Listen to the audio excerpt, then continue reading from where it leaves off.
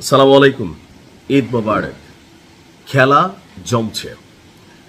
আমি প্রথমে ভাবছিলাম যে ঈদে একটা সিদ্ধান্ত নিবে, তবে এই টাইপের হুলস্থুল সিদ্ধান্ত নিবে সেটা অনেকে বোঝেন নাই। যদি শুনতে ভাল লাগে তাহলে যারা ইরানের ফলোয়াররা আছেন ভিডিওটা সর্বোচ্চ শেয়ার করবেন। কথা বলছি, গতকালকে আপনাদেরকে বলছিলাম যে একটা বিশেষ প্যারাট্রুপার ফোর্স এটা নিয়োগ করছে কোথায়, অর্থাৎ প্যারাশুটে করে প্রায় ২৫০০ মার্কিন সেনা ইরানে অবতরণ করবে।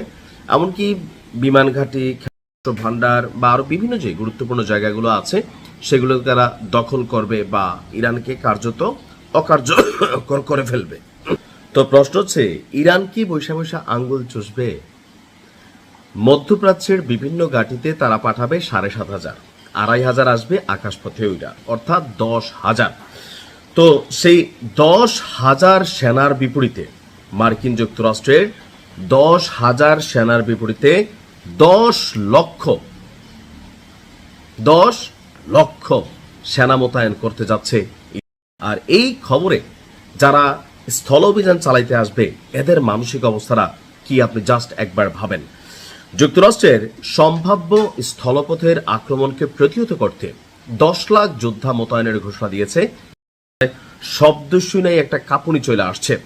তেহরান যে কোনো ধরনের মার্কিন স্থল অভিযানকে আত্মঘাতী পদক্ষেপ হিসাবে বর্ণনা করে দেশ জুড়ে আপনার বিশেষ একটা সামরিক প্রস্তুতি শুরু করে দিয়েছে। বিশেষ করে তো মার্কিন যুক্তরাষ্ট্র আসলে কোথায় নামতে পারে এটা একটা বিষয় সকলের কাছে মনে হয় না। খার্গ দ্বীপ, আপনি দেখবেন যে একটা ট্রলিং ভিডিও বানানো হয়েছে খার্গ দ্বীপকে নিয়ে, অর্থাৎ মার্কিনীরা তেহরানে নামবে না, ওরা যদি নামে সেটা নামবে খার্গ দ্বীপ। যে খার্গ দ্বীপ কৌশলগত, সামরিক, বেসামরিক, অর্থনীতিগত, অর্থাৎ মেরুদণ্ড হিসাবে যদি কয়েকটা জায়গাকে চিহ্নিত করা হয় এর মধ্যে নাম্বার 2 তেহরানের পর সবচেয়ে গুরুত্বপূর্ণ জায়গা হচ্ছে খার্গ দ্বীপ। কৌশলগতভাবে অত্যন্ত গুরুত্বপূর্ণ এই খার্গ দ্বীপকে রক্ষায় সর্বোচ্চ গুরুত্ব দিচ্ছে, যেখান থেকে মোট তেল রপ্তানি প্রায় ৯০% পরিচালিত হয়। তার মানে বুঝতেই পারছেন যেটা তেলে ভাসা একটা শহর। বার্তা সংস্থা তাসনিম নিউজ তাদের যে প্রতিবেদনটি, তাদের সামরিক সূত্র বলছে যে আপনার খার্গ দ্বীপের দক্ষিণাঞ্চল দিয়ে, অর্থাৎ দক্ষিণ ফ্রন্ট দিয়ে মার্কিনীরা যদি কোনো ধরনের স্থল অভিযান বা স্থলযুদ্ধে জড়ানোর চেষ্টা করে সেটা হবে একটা ঐতিহাসিক বোকামি, এবং খণ্ডে আমেরিকান বাহিনীর জন্য একটা ঐতিহাসিক নরক তৈরি করতে দেশটির পদাতিক বাহিনী সম্পূর্ণ প্রস্তুতি কমপ্লিট করে ফেলেছে।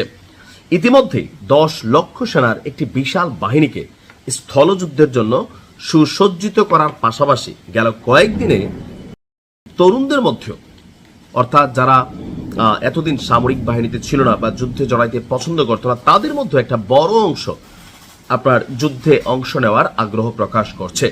দেশটির আধা সামরিক বাহিনী বাসিজ, আইআরজিসি এবং নিয়মিত সেনাবাহিনীতে যোগ দেওয়ার জন্য হাজার হাজার তরুণ রিক্রুটমেন্ট সেন্টারগুলোতে ভিড় জমাচ্ছে।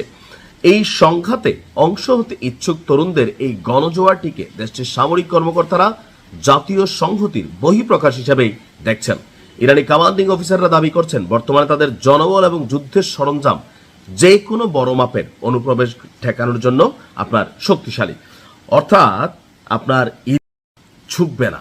১০ লক্ষ সেনা নিয়ে শুধুমাত্র স্থলবাহিনীকে মোকাবেলা করার জন্য প্রস্তুতি নিচ্ছে। তো ইরান জানতো এমন একটা কিছু ঘটবে।